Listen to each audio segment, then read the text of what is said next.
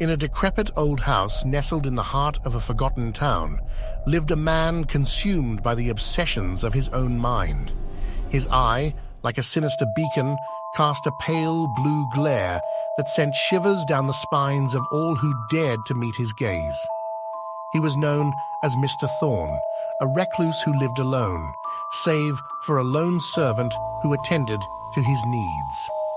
Mr. Thorn's malady was an acute sensitivity to sound, a condition that magnified every noise into a cacophony that reverberated through his skull like the pounding of a drum.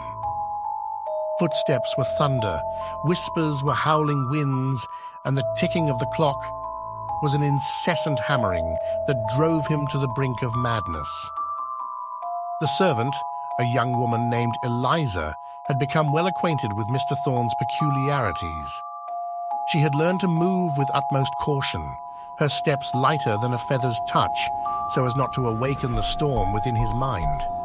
But no matter how careful she was, the world outside continued its symphony of sounds that seeped into the house's walls. One day, Mr. Thorn's fragile grip on sanity snapped. A persistent, maddening thumping had invaded his chamber, a rhythmic disturbance that he couldn't tolerate. He traced the noise to the floorboards beneath, where a loose plank had become the source of his torment. The cacophony consumed him, driving him to desperation. With a maniacal gleam in his eye, Mr. Thorn resolved to rid himself of the cursed sound.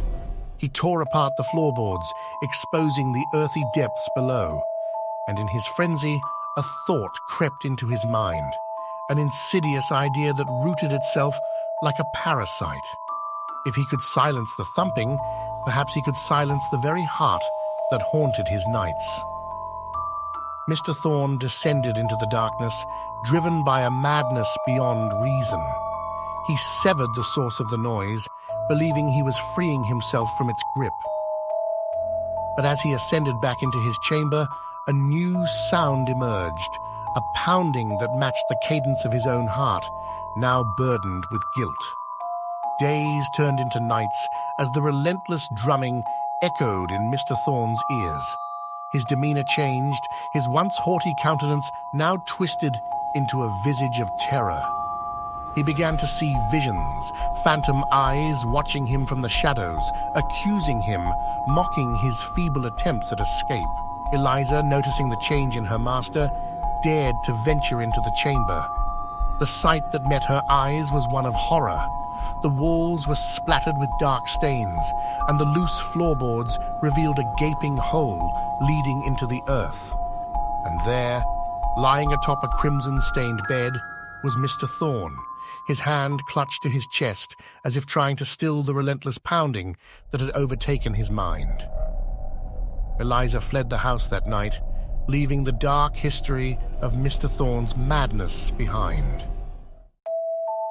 The townspeople whispered of the reclusive man's demise, of the heart that had driven him to his end.